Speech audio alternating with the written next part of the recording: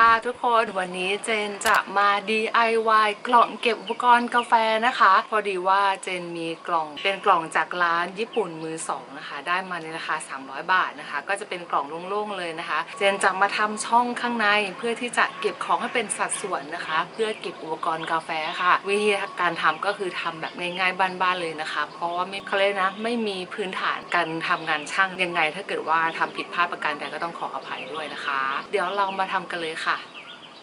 อันนี้ก็เป็นเลเยอร์นะคะที่เจนเอาของมาวางว่าเราจะใส่อะไรบ้างนะคะ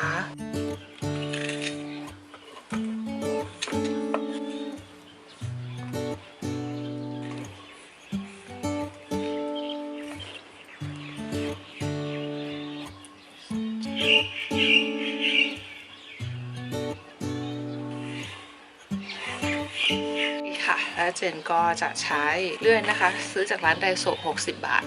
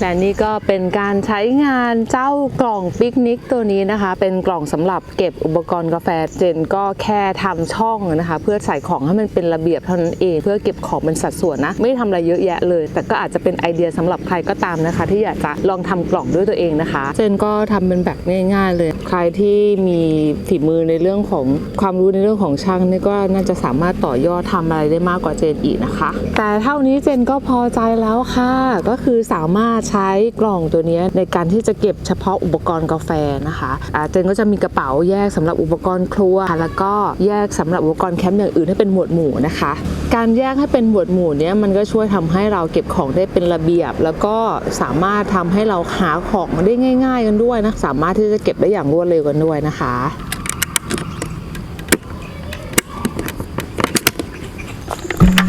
The perfect summer is over in a flash and you're on your way. Somebody near is hoping for tonight. It's not too late. My mind says yes. You've been here for quite some time, but my heart tells me stay a little while. Are we at the end or are we at the start? 129 beats per minute from my heart. Anywhere we go is where I long to roam. Night or day, I'm taking you all the way. 'Cause my heart screams, let me carry you home. สดชื่น